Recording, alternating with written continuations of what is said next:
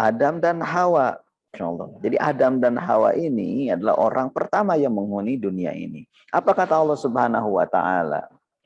Allah Maha tahu.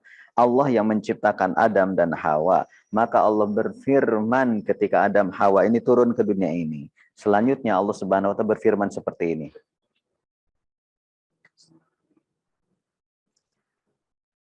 Fa ba'dukum li ba'din aduun. Ketika engkau hidup di dunia ini, potensi musuhan, potensi berbeda pendapat, potensi ribut, itu lebih banyak, lebih kuat daripada potensi akur. Nah, coba cek semuanya nih para hadirin sekalian. Iwan Ahwat, Arul, coba. Kira-kira Masya Allah nih, potensi ribut kata Allah ternyata lebih dominan daripada potensi akurnya. Potensi berselisih, berbeda pendapat di antara suami istri itu sangat luar biasa gitu loh. Ini kan kata Allah ya, kata Allah demikian. Jadi ketika kita mencari makan saja dengan suami ataupun dengan istri, kira-kira ada tidak di sana ini perselisihan? Ada. Sangat Betul ya, pasti Arul? ada. Betul, Antum betul pernah sekali. Pernah merasakan itu tidak? Sangat pasti. Karena masing-masing punya pikiran yang berbeda. Mau makan di mana?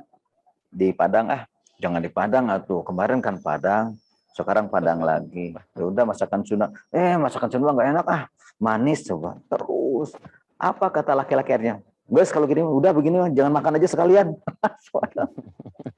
Karena memang ini disampaikan oleh Allah Subhanahu wa taala bahwa ketika kita sudah berkeluarga, potensi ribut, potensi berselisih, potensi berbeda pendapat dalam surat Toha ayat 123 ini sangat kuat. Nah, berarti kalau Allah yang berikan pesan seperti ini, kita harus waspada dong kalau gitu. Nah, untuk itu supaya hidup ini nyaman, dan supaya hidup kita ini bisa dijalani dengan baik, maka gunakan satu pola dalam menghadapi hidup ini. Ini jelas tidak suaranya? Mohon maaf ini. Jelas. Alhamdulillah. Jadi supaya hidup ini nyaman, supaya ini enak digunakan, ya, supaya kehidupan ini bisa membuat hidup ini tenang, maka jalani hidup dengan pola yang Allah Subhanahu wa taala kirimkan ataupun pola yang Allah Subhanahu wa taala berikan kepada kita. Maka setelah Allah berfirman ba'dukum li ba'din aduun, setiap kamu banyak berselisihnya daripada banyak akurnya, kata Allah terhadap keluarga, maka Allah berfirman fa imma ya'tiyanakum mini hudan faman tabi'a hudaya fala yadillu wala yashqa. Dan ketika engkau dalam menjalani kehidupan berkeluarga dalam hidup ini bertemu dengan perselisihan-perselisihan yang luar biasa, ribut, berbeda pendapat, barang siapa saat berbeda pendapat dengan pasangan kamu itu engkau kembalikan kepada petunjukku, artinya petunjukku yang kau gunakan dalam mengurai setiap masalah, maka Allah berfirman fala yadillu wala yashqa, keluarga ini akan dihilangkan dari kesesatan, dari kesengsaraan. Masya Allah, banyak sekarang ini kata-kata seorang laki-laki yang menyesatkan kepada istrinya, sama seorang ibu ataupun seorang istri menyesatkan kata-katanya kepada suami dan anak-anaknya. Kan luar biasa. Hanya masalah sepele bisa jadi ributnya luar biasa.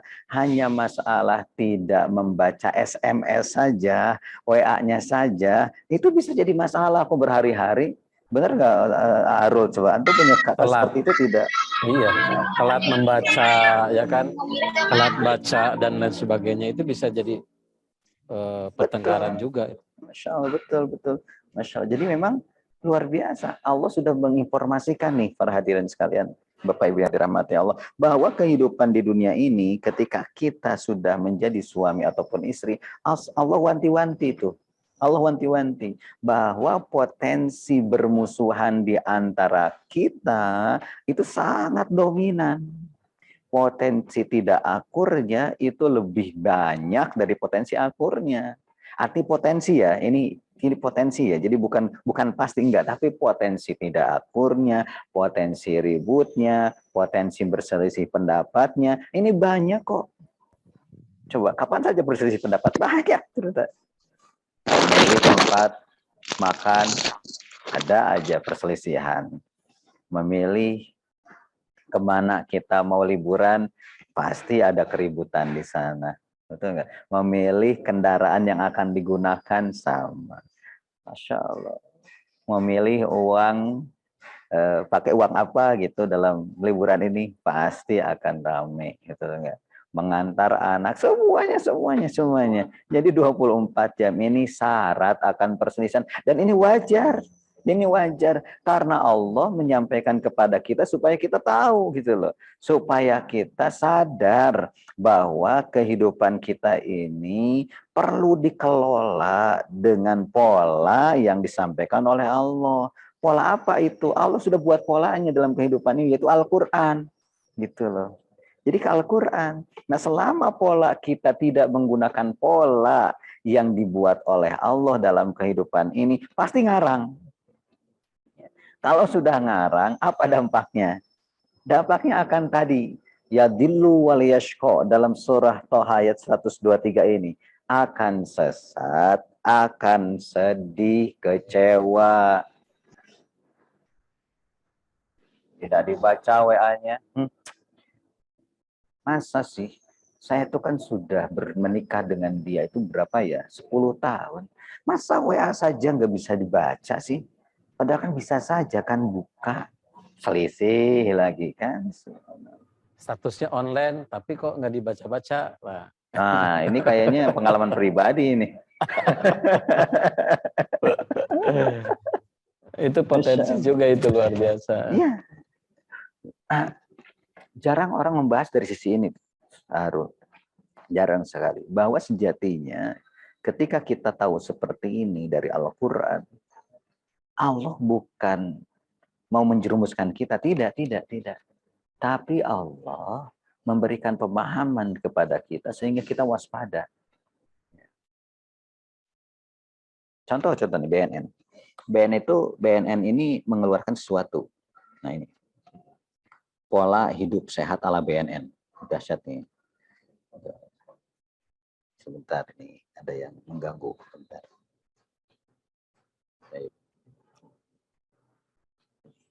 Pola hidup sehat ala BNN. Padahal BNN itu ngurusin apa, Ro? Badan Narkotika Nasional. Yang buat pola hidup. Masya Allah. Ada berapa ya? Ada banyak. Tapi saya hanya sekedar men-zoom beberapa gambar saja. Dan saya modifikasi gambarnya. Kenapa BNN mengeluarkan pola hidup sehat? Supaya mereka bisa menjauhi keburukan, yaitu narkotika, nafza ya. Insyaallah. Pertama apa? Pertama yaitu olahraga itu. Ya, ada tulisan tuh ya, yang lari itu kan olahraga. Ternyata untuk sehat itu ada polanya. Itu olahraga. Oh, dalam Islam apa lagi? Imam Malik rahimahullah, tokoh mazhab, imam mazhab di kita ya dalam Islam itu, masya Allah luar biasa sekali. Ternyata olahraganya Imam Malik adalah sholat. Subhanallah. Jadi sholatnya Imam Malik di Allahu Akbar begitu dahsyat, begitu luar biasa. Berdirinya, rukunya, sujudnya, duduknya di antara dua sujud, ya, at-tahiyatnya, sempurna semuanya. Sehingga memberikan dampak kesehatan pada kehidupan kita. Siapa yang nyuruh sholat? Allah. Jadi kalau kita lihat sholatnya Imam Malik rahimahullah, Allah Akbar. Mungkin kita nggak sanggup, apalagi sholatnya Rasul yang mulia sallallahu alaihi wasallam, lebih dahsyat lagi. Ini pola hidup. Nah, BNN mengatakan ketika kita olahraganya cukup baik, maka akan memberikan dampak sehat bagi hidup kita. Yang kedua, yang saya tulis di sini adalah yaitu tidur. Tidur yang baik mengakibatkan hidup kita menjadi sehat. Dalam pola hidup sehat kan demikian. Dalam Islam diatur juga bahwa Rasul yang mulia SAW itu tidurnya berapa kali? Tidur Rasul itu 3 kali. Banyak amat ya. Rasul itu, Masya Allah, berapa 3 kali ya Rasul itu. Kalau kita berapa kali tidur? Bisa jadi terusnya tidur ya. 8 jam. Kita mah bisa jadi tidurnya itu 1 kali, tapi dari jeder sampai jeder gitu kan, lama banget. Rasul itu tidur pertama adalah habis Isya langsung.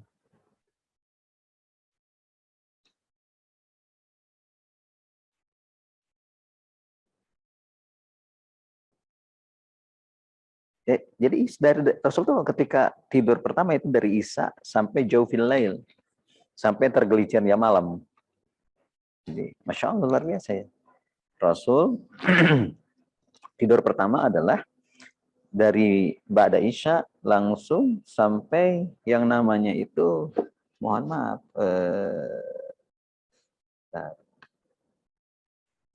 sebentar ini ada sesuatu kayak sebentar. Tidak connect. Alhamdulillah, maaf. Ya, bersentuh di sejenak. Afan. Kita lanjutkan kembali ikhwan wa akhwati fillah bahwa Rasul yang mulia sallallahu alaihi wasallam ternyata tidurnya kapan? Tidurnya itu tiga kali, dan yang pertama tidurnya adalah ketika Ba'da Isya sampai Jaufil Lail.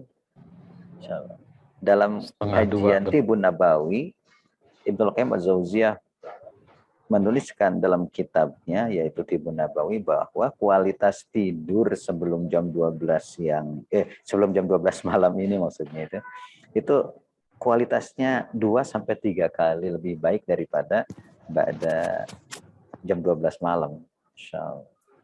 Pantas Rasulullah yang mulia fresh ya di malam hari. Tahajudnya maksimal, baca Qur'annya luar biasa, zikir dan doanya Masya Allah luar biasa. Dan tidur yang kedua Rasul itu adalah sebelum subuh, saat Bilal ibn Rabah mengumandangkan adzan. Oh iya. Luar biasa nih. Jadi tidur kedua itu sebelum subuh. Maka dalam Islam disebutkan Bilal itu adalah membangunkan yang tidur dan menidurkan yang bangun.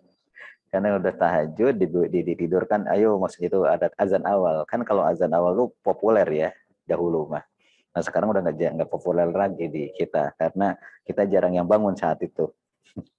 Jadi ketika Rasul yang mulia sallallahu alaihi wasallam ini bangun, maka ditidurkan kembali untuk istirahat jelang sholat subuh.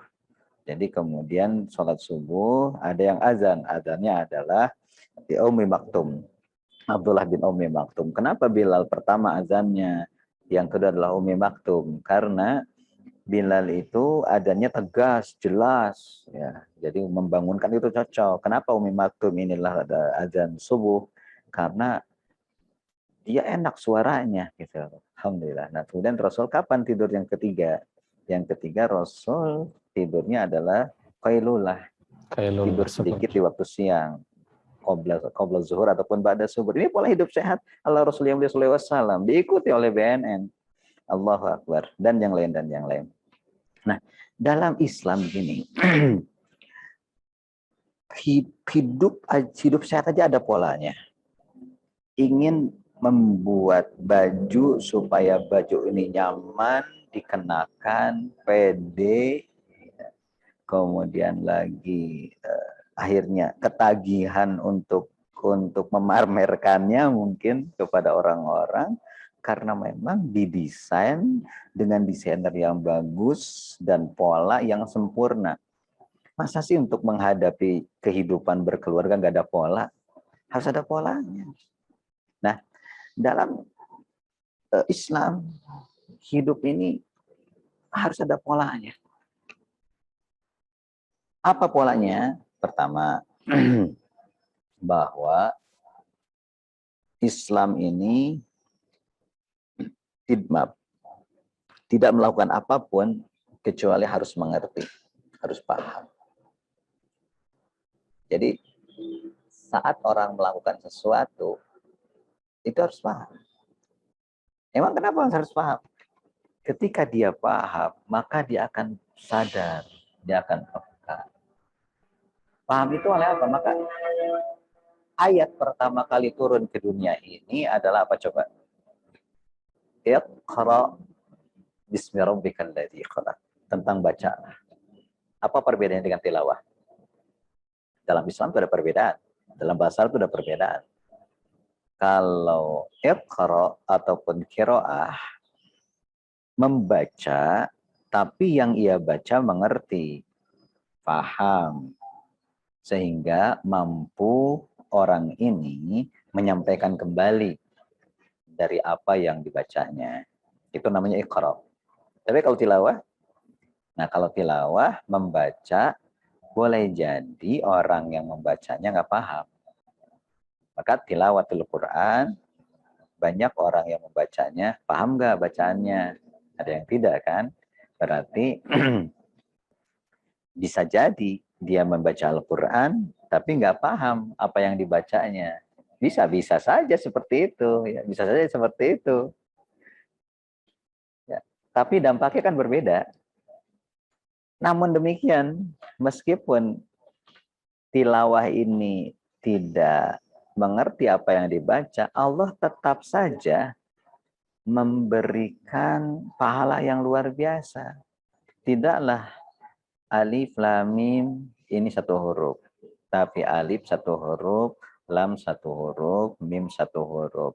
Kemudian ketika kita membacanya dengan tilawah, maksudnya itu membaca meskipun tidak paham, satu huruf di alif, lam, dan mim, setiap hurufnya dilipat gandakan menjadi 10. Allahu Akbar. Inilah kenapa Allah ini adalah Ar-Rahman. Kenapa Allah ini Ar-Rahim. Maha pengasih dan maha penyayang. Orang yang membaca Al-Quran tidak paham saja, Allah ganjar kok dengan 10 kali lipat pahala di setiap hurufnya. Selembar ada berapa huruf? Allahu Akbar. Nah, apalagi kalau Iqra. Apalagi membacanya adalah qiraah. Qiraah itu artinya dia membaca dan dampaknya paham dan mengerti. Sehingga muncullah sadar kepekaan dirinya. Pantas ayat pertama adalah Iqra, bacalah wahai Muhammad. Iqra, bacalah wahai Muhammad. Jibril sampai menyebutkan 3 kali, Iqra, Iqra, Iqra. Kemudian tetap aja Muhammad mengatakan, ma'ana biqari'in. Wahai Jibril, aku mah nggak bisa baca. Karena memang Nabi Muhammad SAW adalah ummi. Ataupun tidak bisa membaca tekstual. Nah, maksud Jibril apa? Iqra, maksudnya itu adalah baca oleh engkau. Tidak hanya sekedar tekstual, kejadian kau baca. Apa yang kau dengar jadi bacaan, jadi iqra. Apa yang kau lihat jadi iqra. Apa yang kau rasakan jadi iqra. Engkau bergaul di jalanan jadi iqra. Jadi ayat-ayat Allah itu jadinya ada 2. Ayat kauliyah dan ayat kauniyah. 1, ayat kauliyah ini adalah 30 juz Al-Quran. Ayat kauniyah itu apa? Ayat kauniyah itu adalah kejadian-kejadian yang ada di alam semesta ini. Yang kita saksikan dari pendengaran kita, yang dari penglihatan kita, yang kita dengar dari telinga kita, yang kita rasakan dari aktivitas kehidupan kita. Dalam ayatnya adalah sanurihim ayatina fil afaq wa fi anfusihim. Aku akan tebarkan ayat-ayatku kata Allah, ataupun tanda-tanda kekuasaanku kata Allah, ya, di afaq. Apa itu afaq? Di semua ufuk. Ya, ada di ufuk barat, ufuk timur, wa fi anfusihim, dan juga ayat-ayat itu tersebar di antara diri-diri kamu. bagaimana kamu berkata, berbicara, ada orang yang marah, kita tanda-tanda Allah kalau marah itu gitu ya, nggak enak ya didengarnya. Kalau marah itu berdampak A atau B, kita tahu semua itu. Maka Iqra itu adalah berdampak mengerti. Dan ketika orang mengerti pasti dia itu sadar, punya kepekaan yang sangat luar biasa. Ya, ketika dia sudah peka, apa yang ketiga, yaitu mampu mengendalikan diri. Ada seorang mengatakan demikian, bahasa Sunda itu, cek, aneh ya si Fulana, dulu mah cerewet ya, ngomongnya asal, gitu kan. Tapi sekarang kok ngomongnya jadi sedikit. Kenapa demikian? Karena pasti dia mampu mengendalikan diri. Kenapa dia mampu mengendalikan diri? Karena dia sadar terhadap apa yang dia katakan. Kenapa dia sadar? Karena dia mengerti, sudah dapat ilmu. Dalam surah Qaf, wa ma yalfidu min qaulin illa ladaihi raqibun atid. Tidaklah setiap kata yang keluarkan itu kecuali semuanya akan dicatat oleh Raqib dan Atid dan akan berdampak kemuliaan atau kehinaan kita. Maka dia akan pegang. Kemudian Rasul bersabda lagi, Kul khairun awliyasmut, man kana yu'minu billahi wal yawmil akhir. Barang siapa yang merasa dirinya ini adalah beriman kepada Allah dan beriman kepada hari akhir, falyaqul khairun awliyasmut. Hendaklah dia berkata baik, kalau nggak bisa diamlah. Jadi kenapa seorang ini mampu mengendalikan diri? Karena dia sudah sadar, peka terhadap apa yang dia lakukan. Dan itu dampak daripada mengerti. Pantas ternyata Rasul disuruhnya Iqra. Dan Iqra ini bukan hanya membaca teks kita yang diberi, ya, bukan hanya membaca ini. Al-Quran tidak hanya melihat teksnya, tapi terjemahnya dipahami, ditadaburi dengan baik, sehingga memberikan kepekaan yang luar biasa. Nah ini standarnya gini.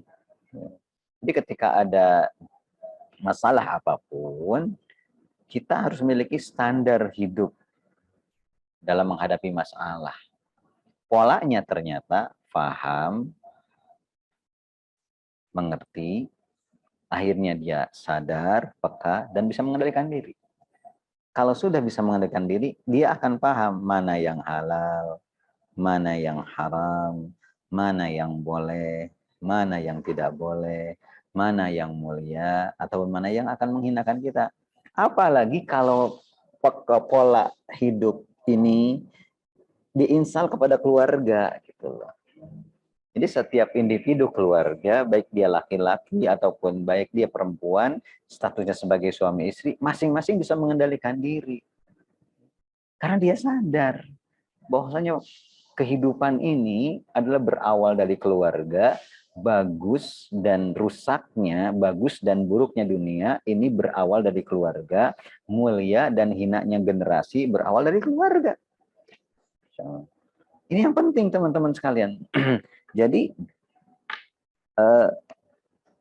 memperbaiki ya, pola hubungan di dalam keluarga dengan pola yang disampaikan oleh agama yang mulia ini, yaitu paham, sadar, dan akhirnya mampu mengendalikan, itu mampu merubah generasi, mampu merubah satu keluarga yang biasa-biasa menjadi luar biasa. Insya Allah. Nah untuk itu kita harus mengerti dulu, ada apa di keluarga ini, supaya pola ini bisa digunakan. Baik. Sebelum itu, Rasul yang mulia SAW menyampaikan sesuatu. Ya. Saat itu sahabat lagi pada kumpul.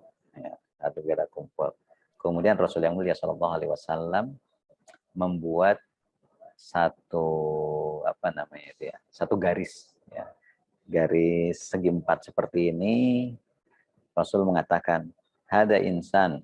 Ini adalah gambaran dari manusia. Jadi ini gambaran dari manusia. Kemudian beliau menyampaikan kembali, wa hada ajaluhu muhitan bihi au qad ahata bihi. Jadi kotak ini adalah kehidupan manusia. Batas awalnya kapan, batas akhirnya kapan, sudah ditentukan. Dalam hadis yang lain disebutkan, a'maru ummati ma baina sitina wa sab'in. Dalam hadis Bukhari disebutkan, umur umatku sudah ditentukan tuh. 60 sampai 70 tahun saja. Jadi rata-rata kehidupan manusia hari ini, umat Rasul yang mulia sallallahu alaihi wasallam hidupnya hanya 60 sampai 70 tahun saja.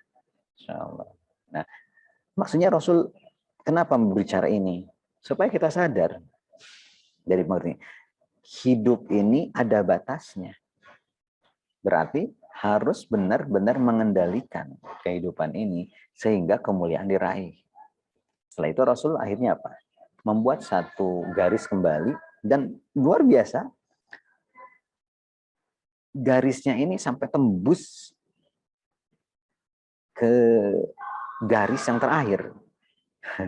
Jadi kalau garis terakhir adalah kehidupan kita, garis awal adalah kelahiran kita. Nah, si garis ini tembus. Gitu. Apa maksudnya? Rasulullah SAW mengatakan wahadzal ladzi huwa kharijun amaluhu. Dan garis yang digoreskan ini hingga keluar dari semestinya, ya kan harusnya kan nempel kan, ini malah keluar dari garis kotak itu, adalah angan-angannya, impiannya, fata morgana hidupnya. Dan ini yang akan membuat kehidupan keluarga jadi rumit. Panjang angan-angan. Tenang aja lah kita masih hidup ya, tenang aja kita masih muda.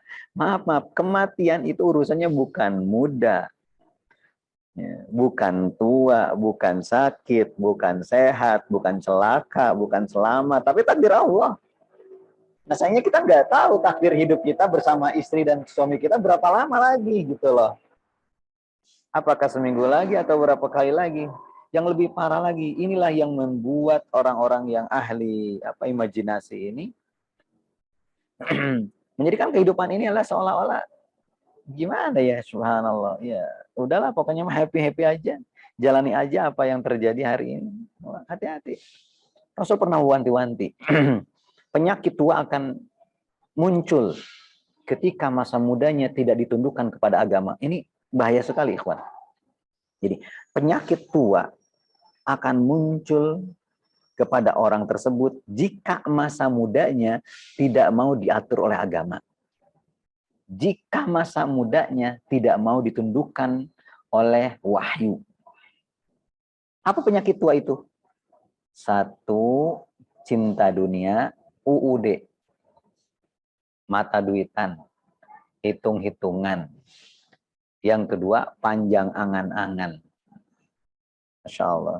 Ada jemaah di Bandung sampai curhat ke saya itu begini. Ustaz, kenapa Ustaz ya? Ibu saya itu udah sakit, umurnya udah 80 tahun lebih. Dalam sakitnya ini udah bukan sakit biasa, Ustaz. Sakitnya ini sudah terkapar di tempat tidur, nggak bisa apa-apa. Dan punggungnya aja sudah bolong, ya saking lamanya tertidur di sana. Tapi kok masih hitung-hitungan ya Ustaz?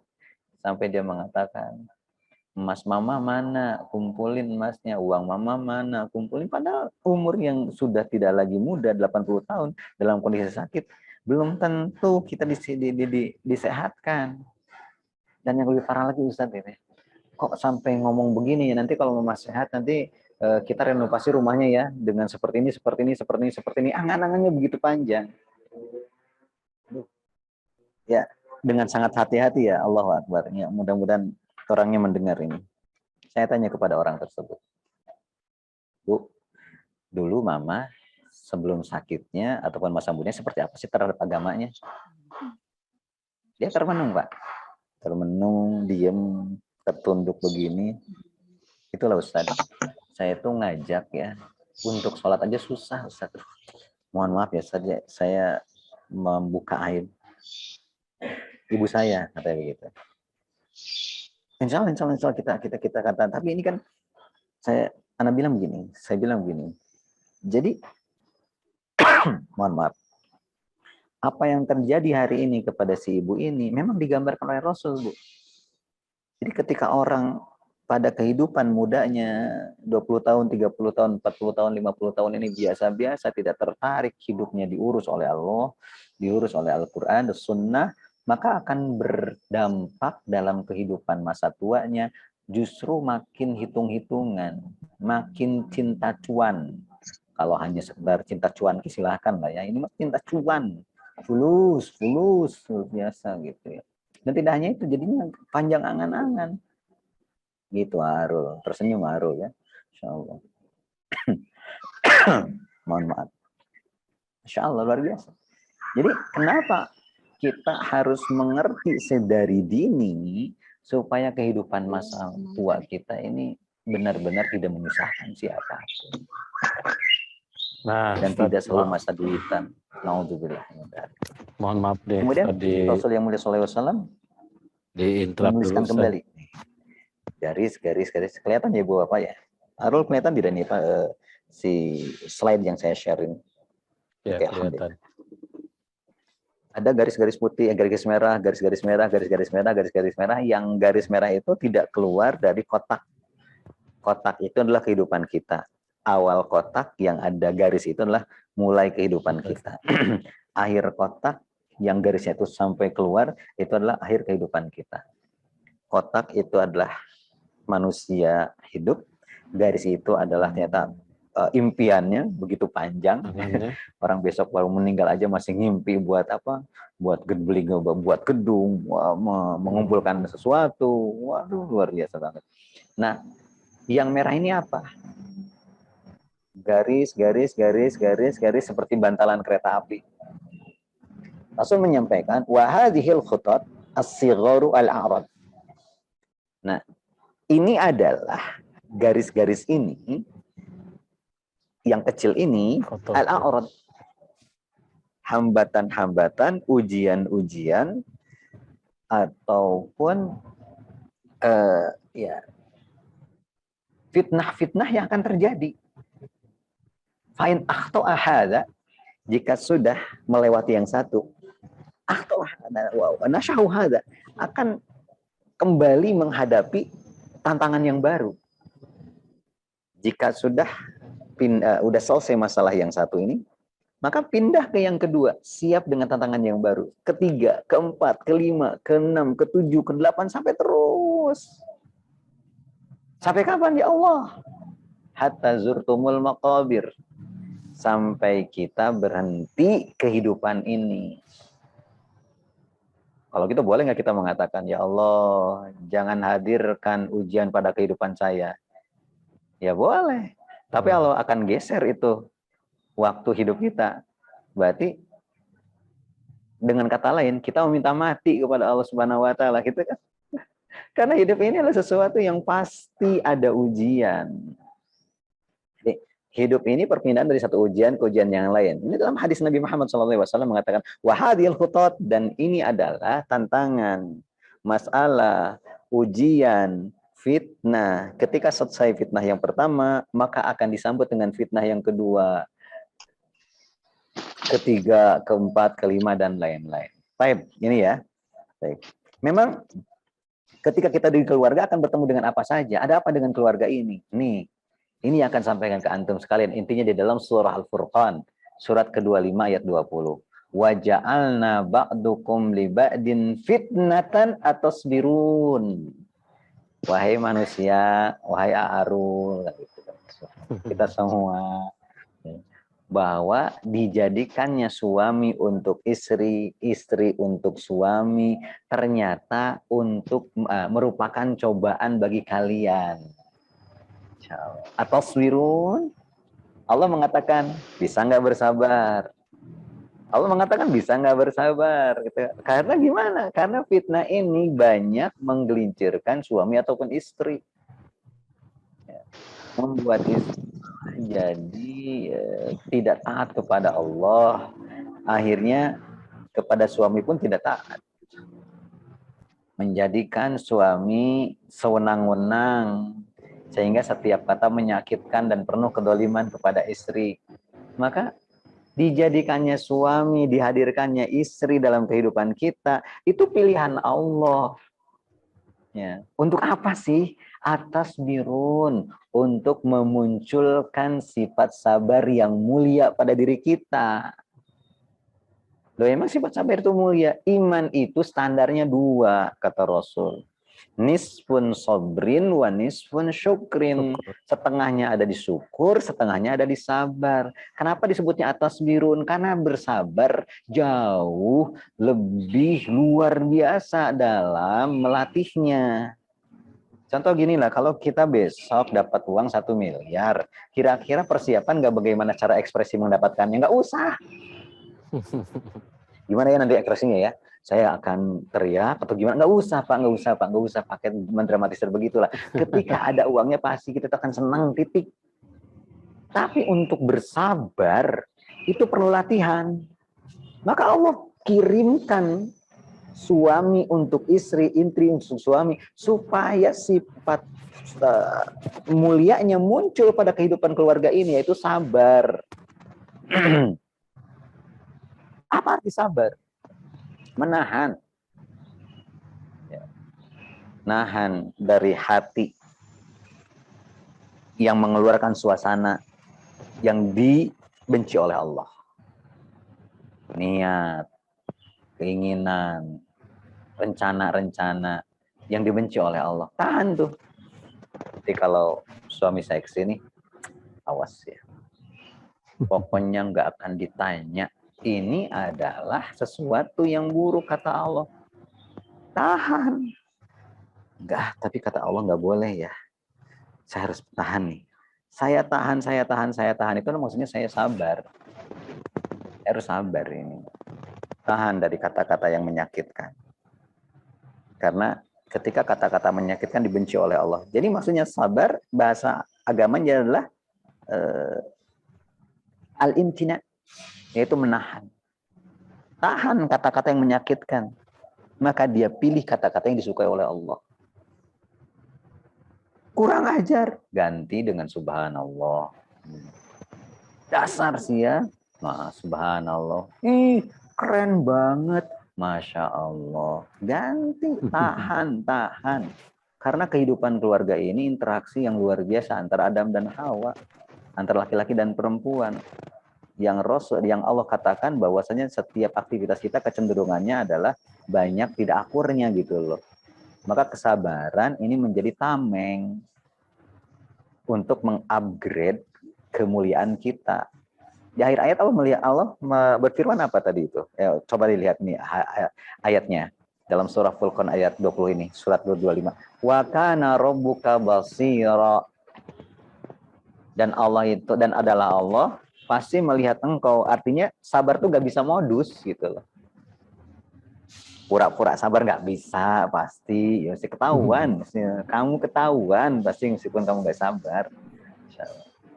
Insya Allah ya. Jadi Bapak Ibu yang dirahmati Allah, adanya pasangan untuk kehidupan kita ternyata cara Allah untuk memuliakan kita. Cara Allah untuk membuat derajat kita lebih baik dari keimanannya. Cara Allah akan memberikan peluang pahala yang berlimpah, ya, karena Allah lah yang menjodohkan kita. Ini ada yang aneh masalah jodoh juga, Aru. Jadi mengatakan gini, aku ini udah nikah nih, ada orang yang sudah nikah, kemudian dia mengatakan, dia ini jodoh aku bukan ya? Pertanyaannya, udah akad belum? Sudah. Loh, kalau sudah akad ya udah jadi jodoh. Kok bilang nggak jodoh? Ini ada yang salah kaprah. Maka kan kenapa tadi pola hidup itu harus kita benar-benar resapi dengan baik. Satu adalah mengerti, peka, akhirnya bisa mengendalikan diri supaya keluar kata-kata itu nggak sembarangan gitu loh. Orang sudah dijodohkan oleh Allah lewat ikatan akad pernikahan, kok nggak jodoh? Sisanya apa ini? Sisanya ini waja'alna ba'dukum li ba'din fitnatan. Ketika belum menikah makan kebayangnya bagus-bagus. Nah, kalau ada orang yang sebelum menikah aja banyak masalah, ini pasti sesuatu nih. Ya, ada sesuatu. Maka apa yang terjadi? Yang harus dilakukan adalah terus menghadapi dengan sabar. Dan cara sabar pakai pola tadi, mengerti, peka, kendalikan diri. Dan kalau kita benar-benar menghadapi pasangan kita dengan cara yang terbaik, Maka meskipun kita berat menghadapinya, Allah berikan sakinah, kok ketenangan. Jadi ketenangan itu muncul bukan tiba-tiba, ikhwan. Bukan tiba-tiba. Ketenangan ini muncul bukan tiba-tiba tenang, enggak. Tapi ketenangan ini muncul justru setelah bertemu dengan ujian. Jadi ketenangan ini muncul setelah ketemu dengan ujian. Ya. Kalau dia belum bertemu dengan ujian, masih semu. Ketenangan itu masih semu. Dalam bahasa Arab disebutkan sakanatis sajaru ba'da dhahabatir rih. Sakanatis sajar. Si pohon itu tenang justru setelah terdampak dari angin yang menghantamnya. Jadi ketenangan seseorang itu muncul setelah ada ujian. Maka Allah suruhnya begitu. Atasbirun. Kenapa harus bersabar? Karena Allah akan berikan ketenangan setelah engkau bersabar. Karena engkau akan berikan kebahagiaan setelah engkau bersabar. Masya Allah. Kebahagiaan adalah ujung dari kesabaran. Apa dalilnya? Wabasyiris sabirin. Ya, berikan kabar gembira tuh bagi orang-orang yang mampu bersabar dalam menghidupi fitnah-fitnah hidup ini, terutama fitnah yang namanya fitnah pasangan, fitnah anak-anak yang ada dalam dirinya. Jadi kemampuan bersabar kita itu memberikan dampak yang baik pada kehidupan individu. Ustaz, bukannya sabar ini malah menyakitkan, kata siapa?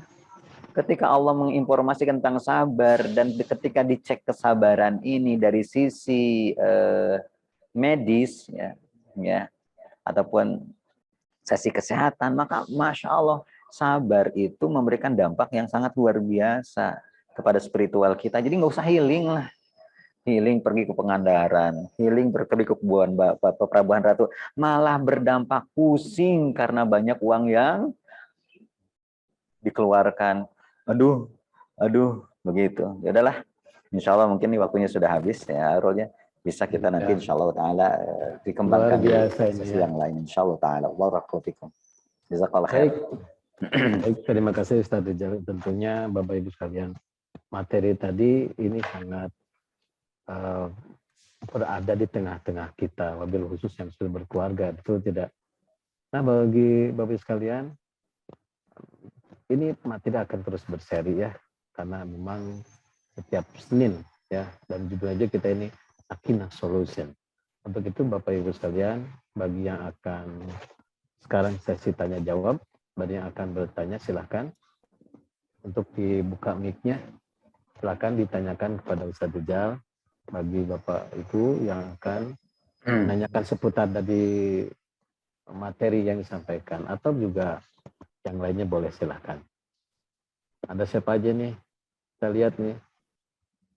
Ada Ibu Ayu ya, Bu Dela, Bu Dewi, Bu Gusneti, ada Bu Hajah Yati, ini apa kabar? Bu Ika, Bu Ira, Bu Nur, Ratna, Ibu Sri, Bu Wulan, Bu Lianti, Bu Jafira, Bu Zahra, terima kasih sudah bergabung. Silakan yang akan bertanya. Tadi tentang mungkin begini juga Ustaz, forum kita ini karena Sakinah Solution, kita akan coba memfasilitasi insya Allah. Jadi mediasi, konsultasi, dan juga pendidikan tentang keluarga insya Allah ta'ala. Betul. Ya, sehingga banyak orang yang termanfaatkan insya Allah ta'ala. Demikian mungkin ya Rol. Betul. Jadi selain bertanya di sini, nanti Bapak Ibu sekalian, Ibu-Ibu ya, yang akan berkonsultasi bisa juga langsung ke sini ya, ke kantor LTI di Jalan Pahlawan nomor 67. Tapi nanti janjian dulu ya untuk hal tersebut. Jadi selain di forum ini, juga selain bisa Bapak Ibu sekalian untuk di offline-nya, bisa langsung datang ke sini ya untuk konsultasi tentang keluarga, seputar keluarga. Silakan. Sekali lagi yang akan bertanya silakan Ibu sekalian. Atau gini saja.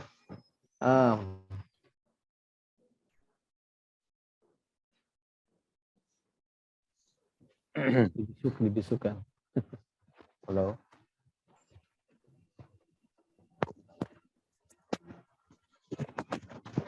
Silakan, ada yang bertanya, silakan. Ibu siapa? Ibu Ayu atau Bu siapa? Silakan. Halo, semua dengarkan ya. Silakan yang akan bertanya boleh. Kalau tidak ada yang bertanya gimana Ustaz ya? Langsung aja teruskan. Gak apa-apa, insyaallah. Alhamdulillah, alhamdulillah. Kan ini kan baru pengantar awal. Pengantar ya, Ya, baik mungkin ya. nanti kita Tapi emang luar biasa ini Tad ya. intisarikan. Ya berkaitan dengan keluarga ini kan hal-hal yang kecil aja kalau tadi ya, kalau panduannya tidak dijalankan maka akan menjadi bencana.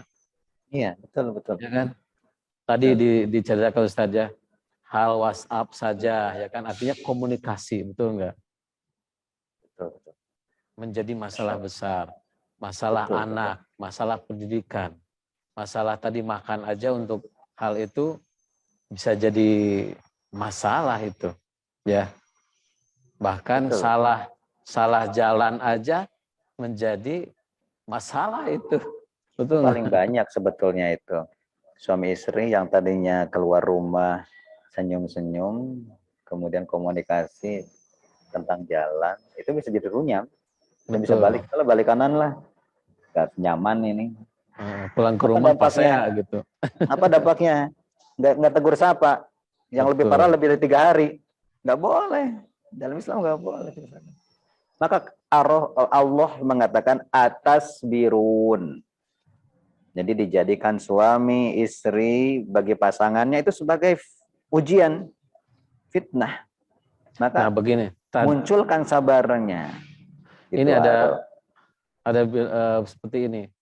Bahwa suami itu harus sabarnya pangkat 3. Apakah suami aja atau istri juga? Semuanya. Semuanya harus. Karena begini, hari ini kalau kita tidak ditundukkan kepada agama kita, sudah banyak teori dunia yang melemahkan kita justru. Ini teori-teori yang luar biasa, teori-teori yang salah. Teori-teori yang menjadikan kehidupan keluarga seolahnya itu ada solusi. Padahal bukan solusi, malah keburukan yang terjadi. Ada seorang salafus saleh mengatakan gini, sabar itu seperti apa sih? Maka dia mengatakan, isbir kasabril jamad. Apa artinya isbir kasabril jamad? Isbir kasabril jamad itu artinya bersabarlah kalian persis seperti bersabarnya benda mati. Luar biasa. Dahsyat. Ada kok batasnya, ada. Para salaf mengatakan, kapan saya harus bersabar? Kemudian sampai bertemu dengan Rasul di Al-Haud. Kapan itu? Di Padang Mahsyar. Jadi kehidupan ini memaksa kita untuk sabar sepanjang hari, sepanjang detik. Dan itu akan dikelabui oleh iblis supaya kita tidak bisa menjadi orang yang bersabar. Subhanallah. Gitu Harun. Baik, ini ada pertanyaan ya. Pertanyaan dari Ibu Ratna Sari Dewi. Assalamualaikum warahmatullahi wabarakatuh Pak Ustadz. Kapan ada jadwal offline-nya, hari Sabtu atau Ahad?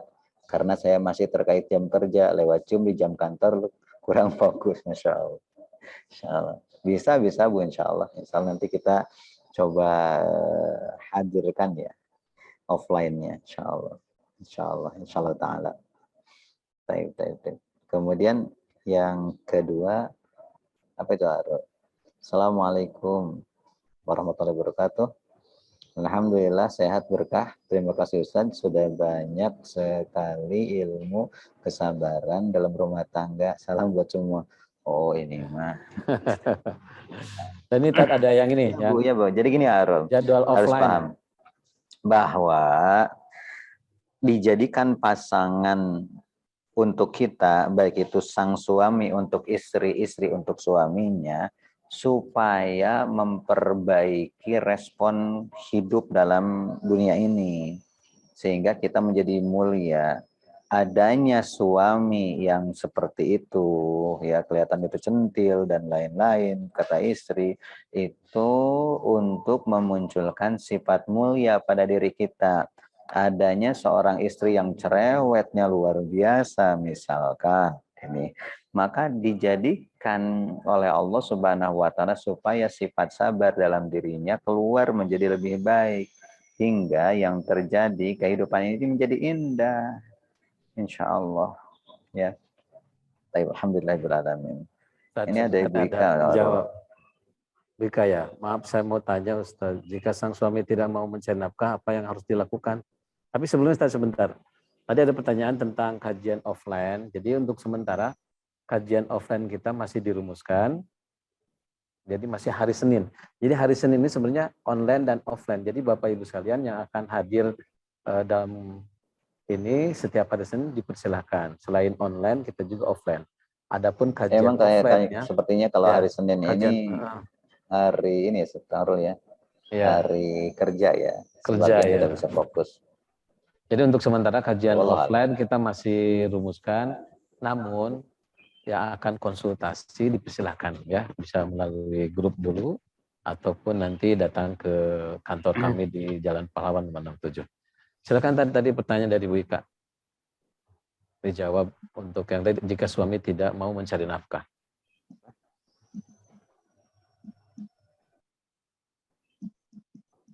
Arul, mohon maaf, gimana? Maaf, saya kurang ke. Oh, di chat ya, alhamdulillah. Oh ya, di chat tadi ya. Oke. Maaf, saya mau tanya Ustadzah. Ustadz, Abi mah laki-laki. Jika suami tidak mau mencari nafkah, apa yang jika sang suami tidak mau mencari nafkah, apa yang harus dilakukan istri? Subhanallah. Masya Allah. Selamat bersabar. Masya Allah. Allahu Akbar. Dalam Al-Quran, surah An-Nisa, ayat 34, surah An-Nisa itu surat ke-34. Allah berfirman, Ar-rijalu qawwamuna 'alan nisa. Laki-laki itu adalah pelindung.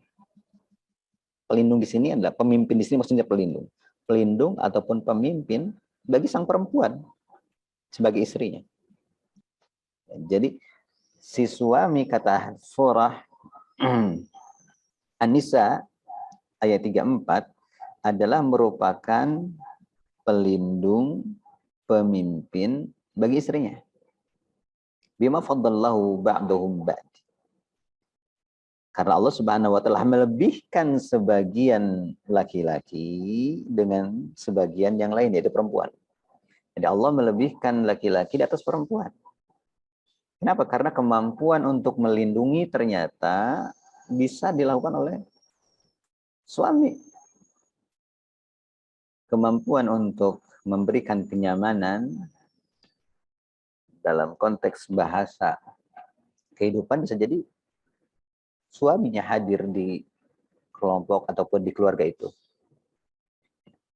Dan apa penyebab salah satunya suami itulah qawwam ataupun pemimpin ataupun menjadi pelindung? Karena Allah Subhanahu wa Ta'ala berfirman, wa bima anfaqu min amwalihim. Karena laki-laki menginfakkan hartanya untuk istrinya. Berarti kewajiban laki-laki adalah mencari rezeki untuk diberikan kepada istrinya. Ya itulah yang disebut qawam. Jadi ketika suaminya tidak memiliki aktivitas itu, berarti keqawamannya tidak maksimal. Nah, kalau sudah seperti ini, maka diskusi dengan istri. Jadi, karena keluarga ini adalah manajemen kepemimpinan paling kecil, manajemen kepemimpinan paling besar adalah kenegaraan ya. Ada raja, ada presiden, ada sultan dan lain-lain. Tapi manajemen keluarga, manajemen kepemimpinan yang paling kecil adalah keluarga. Maka dalam aspek keluarga ini asasnya adalah tetap Al-Quran dan Sunnah. tapi juga ada dialog di antara mereka. Ketika salah satunya tidak bisa melakukan sesuatu, Islam memberikan jawaban. Apakah memang suami istri ini bisa bisa bergantian bekerja, bisa juga misalkan tugas masing-masing diganti. Laki-laki misalkan menjaga rumah, mendidik anak, boleh saja jika keduanya ada keridhaan. Tapi qawamnya jadi hilang gitu loh. Seorang orang laki yang qawam, predikat qawam itu berdedikasi, kredibel, pemimpin, itu jadi tercoreng gitu saja. Tapi bukannya nggak boleh, tetap ketika suaminya dan istri ini ridho untuk membangun keluarga dengan berganti tugas, diperbolehkan saja. Nah, tapi kalau nggak ridho beda lagi. Kalau nggak itu beda lagi. Ya, misalkan ada kasus ya, Mas, kamu di rumah aja deh. Ini yang surat ke saya, Bu. Kamu di rumah aja, Mas. Karena kalau saya cek, kalau kamu kerja kayaknya kurang bagus, hasilnya biasa-biasa aja. Kalau saya punya kemampuan, Mas, biar aku yang kerja. Ternyata ketika suaminya kerja luar biasa. Nah, jadi satu aspek tentang cari kerja itu diserahkan kepada istri, tapi tetap di keluarga itu pemimpinnya adalah laki-laki. Tapi harus siap dengan fitnahnya. Artinya kesabarannya harus lebih besar, harus lebih kuat. Karena satu tugas yang harusnya dilakukan oleh laki-laki dipindah kepada perempuan. Jadi dialogkan menurut saya. Dialogkan. Wallahu a'lam.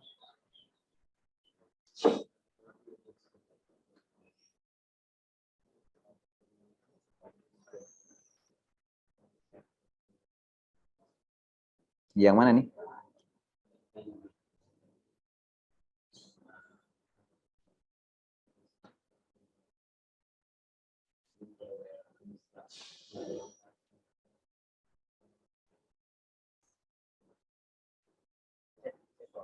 Oh, taib.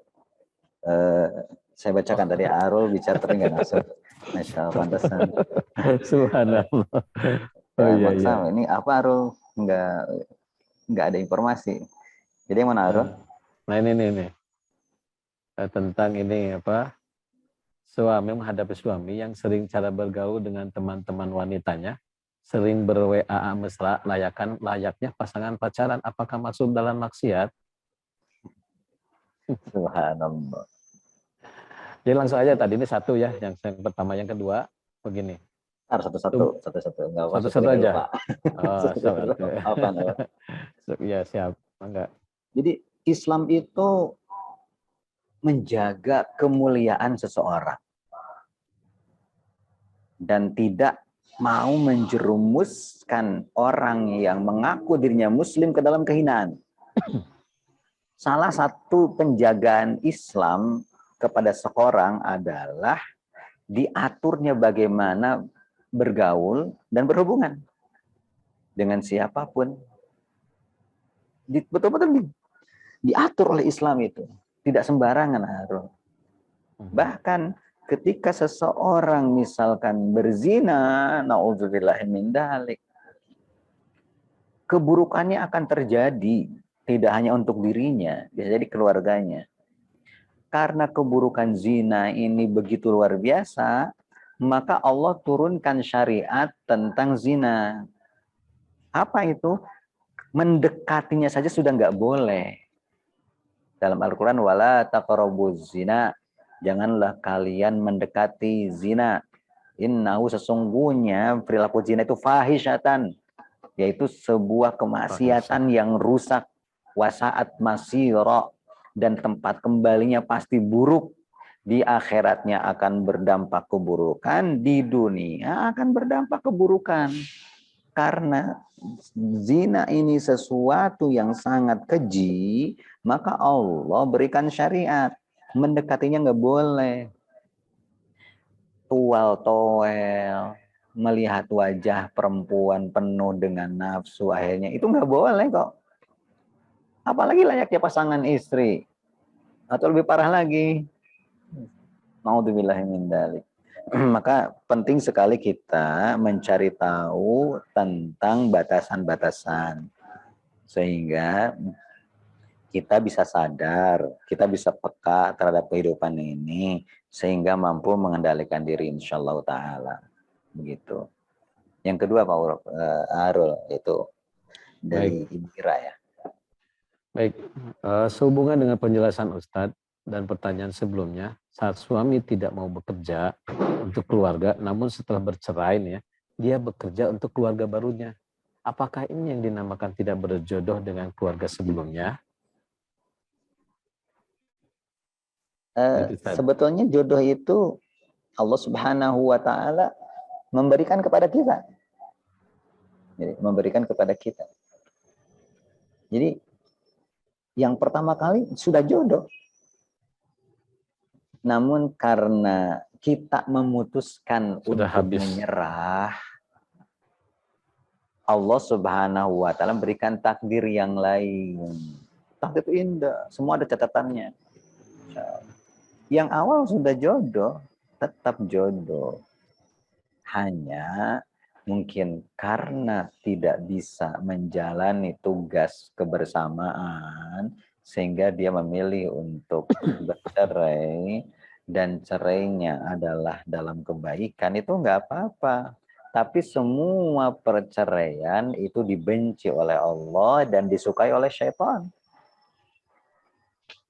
Kalau kita tahu tentang perceraian ini, naudzubillah min dzalik. Jadi iblis itu punya singgasana di lautan. Kemudian setiap hari datang setan-setan yang laporan kepada iblis. Salah seorang setan mengatakan, aku sudah bisa aku sudah bisa memotivasi orang membunuh satu sama yang lain. Kemudian apa kata iblis? Ya udah, kamu biasa-biasa.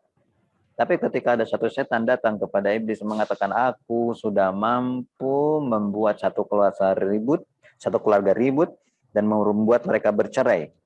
Apa kata iblis? Nah, engkau adalah setan yang terhebat. Engkau setan yang luar biasa. Engkau pantas untuk hidup dan tinggal duduk di sebelahku, di singgasana sebelahku. Jadi luar biasa banget. Jadi target setan itu membuat masalah kehidupan keluarga. Untuk itulah kenapa Allah, tadi di awal pembicaraan saya tadi, di dalam surah Toha surat ke-20 ayat 123 menyebutkan, ba'dukum li ba'din mad'adu. Setiap kalian, pasangan suami istri, potensi musuhannya itu lebih kuat daripada potensi Kecilin. kebaikannya. Ya, maka untuk itu, supaya kita terhindar dari potensi ini, apa yang kita lakukan? Ya, Allah menguraikan dalam Al-Quran. Apa penguraian tersebut? Jika kalian dalam menjalani keluarga, maksud saya, bertemu dengan petunjuk Allah, gunakan itu. Maka ketika digunakan petunjuk Allahnya akan hilang sempit dan celaka. Nah, ketika di awal boleh jadi dia tidak memberikan kesabaran yang sempurna sehingga dia bercerai. Pasti ada catatan di dalam catatan Allah Subhanahu wa taala. Kemudian saking rahman dan rahimnya Allah akan memberikan jodoh yang baru yang pasti berdampak. Kehidupan sebelumnya Habis.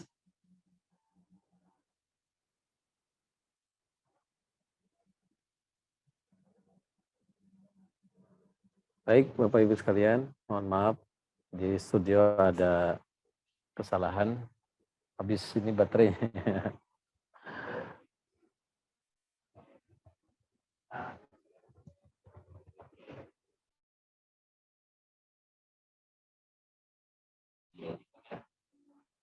Sebentar Bapak Ibu sekalian ya, ini ganti kamera dulu sebentar.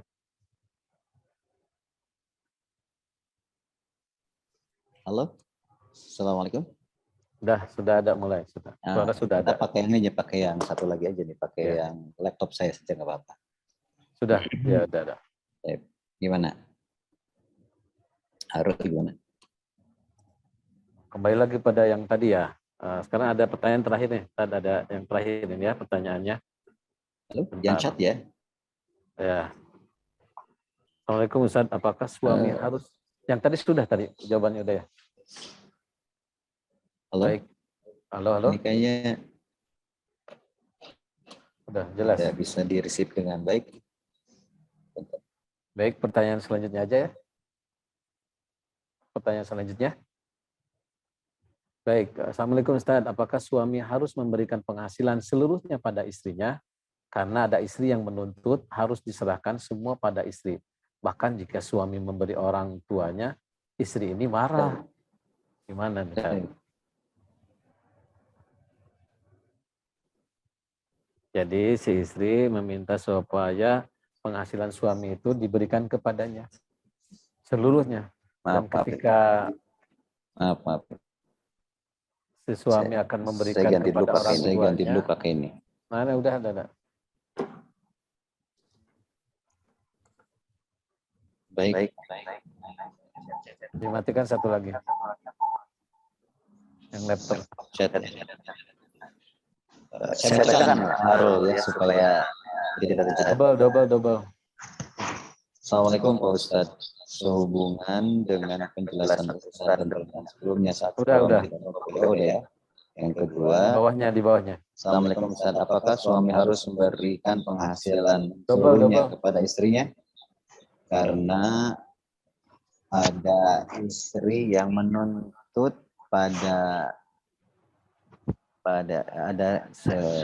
menuntut harus diserahkan semua pada istri. Dalam Islam tidak begitu. Justru tidak harus seorang istri mengetahui jumlah penghasilan suami. Tidak harus. Dalam Islam tidak harus seperti itu. Tapi suami yang terbaik pasti memberikan yang terbaik untuk istrinya. Tidak ada yang namanya harus semuanya. Nah, kecuali kalau suaminya pelit, beda lagi. Kalau suaminya pelit diperbolehkan dalam Islam untuk diambil sewajarnya. Sewajarnya itu adalah ya sesuai dengan kebutuhan, gitu. Bukan sewajarnya, sebanyak-banyaknya, bukan, sewajarnya. Ingat, kita ini nggak boleh zalim. Dan itulah yang dilakukan oleh Rasul kita, oleh Adam alaihissalam. Ketika Adam alaihissalam turun ke dunia ini bersama Hawa, apa yang disampaikan oleh Adam? Rabbana dzalamna anfusana. Adam berdoa, wahai Rabb kami telah mendolimi diri kami sendiri. Apa arti dolim? What usyai min ghairi mawadi. Meletakkan sesuatu bukan pada tempatnya taat kepada Allah. Iblis dia lakukan. Harusnya mendengar dan taat itu dikembalikan kepada Allah saat itu di waktu tertentu. Dia taat dan mendengar iblis gitu loh. Nah, boleh jadi itu yang terjadi pada diri kita. Harusnya kita taat kepada suami, tapi bukan taat kepada suami.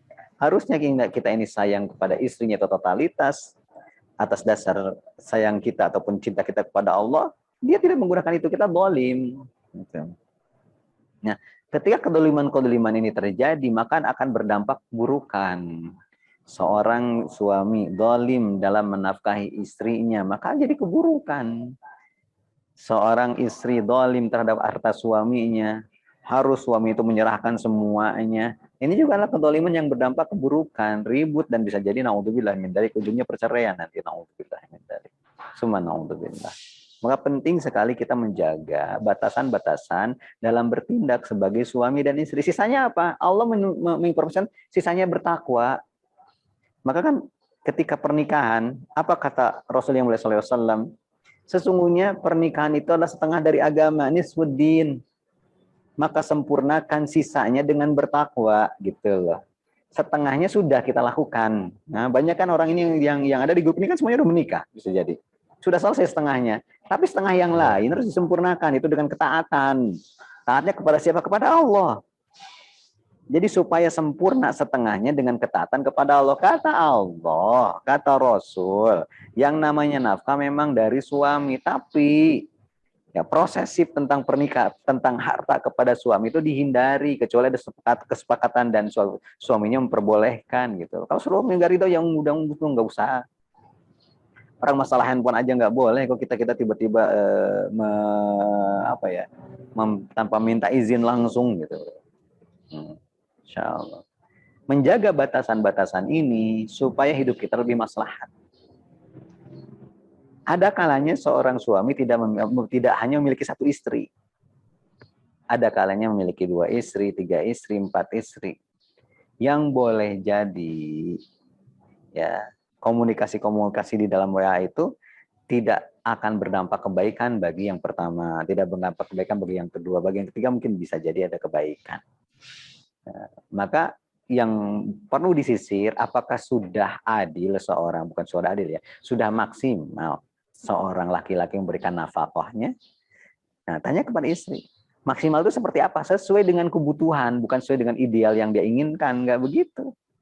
Jadi memberikan harta kepada seorang istri sesuai dengan batasan-batasan. Makan, kemudian lagi pakaian, tempat tinggal. Sisanya mungkin bonus dari suami jika memberikan lebih daripada itu. Maka gaya hidup harus dinomor sekiankan. Karena ketika harta banyak, kalau akan mencari ataupun akan memenuhi gaya hidup nggak akan pernah habis. Nggak akan pernah cukup. Tapi Allah berikan batasan. Ada kalanya kan Allah memberikan harta kita tidak seideal terus-terusan cukup. Ada kalanya sedikit. Maka ketika sedikit ini, meskipun sedikit, tapi hanya untuk memenuhi kebutuhan hidup, mohon maaf, bisa jadi cukup kok. Maka dalam konteks bahasa pernikahan, kita harus saling betul-betul sabar. Harus saling betul-betul mengukur. Bahkan ketika dalam kekurangan sekalipun, orang yang bertakwa ini merasa cukup. Insya Allah. Sebagaimana yang disampaikan oleh Ali radhiyallahu ta'ala anhu. Kata Ali, salah satu ciri takwa adalah al-qana'ah 'alal qalil. Merasa kecukupan meskipun Allah berikannya sedikit.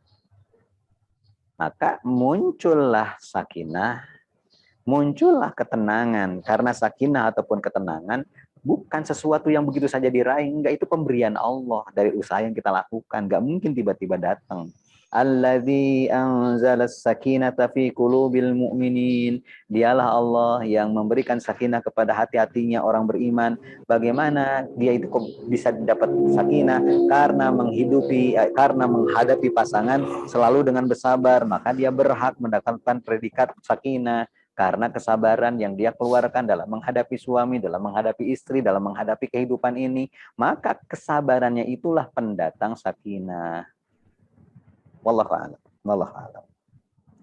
Baik, terakhir Bapak Ibu sekalian, sudah ya, tidak ada lagi pertanyaan. Pertanyaan terakhir. Bismillah Ustaz, bagaimana kalau suami kalau punya rezeki, lapornya ke ibunya dulu, bahkan uangnya disimpan di ibunya. Bagaimana sikap istri? Terakhir ini ya, Ibu, tidak ada lagi pertanyaan. Sudah ini karena berkaitan dengan waktu. Silakan Ustaz. Ustaz, kapan yang mana tepat Bapak ini? Saya barusan offline, ada Apa? Bismillah Ustaz, bagaimana kalau suami punya rezeki, lapornya ke ibunya dulu, bahkan uangnya disimpan di ibunya, bagaimana sikap istri? Ya. Udah didiskusikan belum dengan suami? Karena suami memang punya ikatan yang luar biasa dengan ibunya. Kalau udah didiskusikan, maka buat batasan-batasan. Kalau bahasa manajemen ada hak dan wewenang. ataupun wewenang saya seperti apa, kewajibannya seperti apa, kan begitu. Sikap istri ketika menghadapi suami yang seperti ini, pertama mendiskusikan dulu, ya. Ini maksudnya untuk apa? Demi kebaikan atau seperti apa gitu loh. Karena sekali lagi nih, seorang laki-laki berbakti kepada seorang ibu, ibunya maksudnya itulah long term, selama hidup. Tapi seorang istri berkhidmat kepada ibunya selama belum ada yang meminangnya. Ketika sudah ada yang meminangnya, maka beralih taatnya, khidmatnya kepada suami totalitas. Karena sudah beralih kepada suami totalitas, maka komunikasi harus benar-benar rapih di sini. Harus benar-benar luar biasa. Nggak boleh ada zone. Jika permasalahan ini terjadi, sementara kekeh salah satu sama lainnya, maka akan jadi masalah timbul di kemudian hari. Dan ujungnya apa? Pasti cara iblis itu muncul, minta cerai. Nah, untuk itu, maka hendaklah diurai dengan komunikasi sebelum masalah besar itu terjadi. Minta tolong kepada Allah Subhanahu wa Ta'ala supaya bisa mengkomunikasikan dengan benar. Ya, sah-sah saja seorang suami memberikan look kepada ibunya. Tapi yang terbaik adalah dikomunikasikan kepada istrinya supaya istrinya merasa nyaman. Nah, kalau pertanyaannya bagaimana sikap seorang istri jika terjadi seperti ini, dikomunikasikan. Kemudian ditanyakan alasannya kenapa. Kalau suaminya masih kekeh, maka sisanya bersabarlah dengan situasi seperti ini. Tidak ada kejadian kecuali Allah pilih orang-orang yang sanggup menghadapi ujian itu. Ya.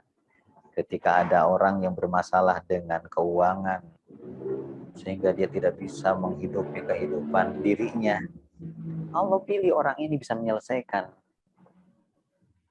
Karena masalahnya Allah berikan kepada dia.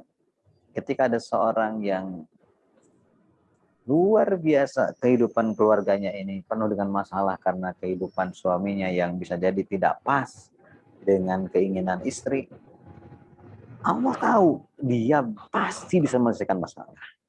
Maka wala tahinu wala tahzanu. Jangan engkau lemah, jangan engkau sedih. Bal antum a'launa. Sejatinya kita ini orang yang sanggup menghadapi semuanya. In kuntum mu'minun. Jika kalian benar-benar menghadapinya dengan keimanan. Nah, itu pertanyaannya. Andai kata kita beriman, maka ketika komunikasi suami istri itu akan maslahat kok. Andai kata kita ini adalah standar komunikasi itu dengan berbasis iman, maka komunikasinya akan lebih lancar, lebih nyaman insyaallah ta'ala. Barakallahu fikum. Barakallahu fikum. Baik, terima kasih Ustaz pada hal ini, Ibu, Bapak sekalian. Namun Ustaz, sebelum ditutup di kajian hari ini, maka silakan untuk konklusi dari materi hari ini. Silakan Ustaz. Baik, Bapak Ibu yang dirahmati Allah, keluarga adalah sumber peradaban mulia ataupun tidaknya. Maka untuk itu, ketika kita dijodohkan oleh Allah saat ini, maka bersungguh-sungguhlah untuk membangun keluarga atas dasar yang Allah Subhanahu wa Ta'ala kehendaki, supaya peradaban dunia ini menjadi baik disebabkan karena keluarga kita insyaallah ta'ala. Maka dalam menghadapi peradaban ini, dalam menghadapi setiap masalah yang diberikan oleh Allah ini, maka ada pola yang harus kita install dalam kehidupan kita. Apa itu? Pertama, mengertilah setiap masalah sebelum kita memutuskan. Pahami betul, sehingga akan muncul kesadaran, kepekaan dalam diri kita. Jika sudah kepekaan dan kesadaran muncul dalam diri kita, maka yang terjadi kita akan memiliki kemampuan yang baik dalam mengendalikan diri. Insyaallah ta'ala. Dan ingat, sejatinya pasangan yang Allah titipkan kepada kita sesuai dengan apa yang disampaikan oleh Allah dalam surah Al-Furqan ayat 2 ayat surat ke-25 ayat 30, wa ja'alna ba'dukum li ba'din fitnatan. Dijadikannya suami bagi istri, istri bagi suami adalah sebagai ujian. Atas birun, apakah kita mampu bersabar akan kehadirannya atau tidak? Maka install kesabaran pada diri kita supaya Allah sukseskan dalam menghadapi setiap masalah hidup ini. Maka sakinah akan diraih insyaallah ta'ala. Barakallahu fikum. Terima kasih Arul. Jazakumullah khairan katsiran. Wassalamualaikum warahmatullahi wabarakatuh. Waalaikumsalam warahmatullahi wabarakatuh. Terima kasih Ustaz Rijal untuk materi yang disampaikan hari ini. Bapak Ibu sekalian, terima kasih juga atas kehadirannya. Insya Allah kajian ini akan terus berlangsung setiap hari Senin jam 10 sampai dengan sebelum waktu zuhur. Untuk itu Bapak sekalian, informasi bahwa minggu depan yang akan menjadi pemateri adalah Ustadz Abu Fikri ya insya Allah. Dan nanti setiap minggu akan terus bergilir pemateri-pemateri yang ada. Untuk itu tentunya Bapak sekalian masih banyak sekali yang akan Bapak Ibu sekalian pertanyakan di materi hari ini tentang keluarga, ada apa keluarga ini, nanti simak terus ya setiap minggunya insya Allah.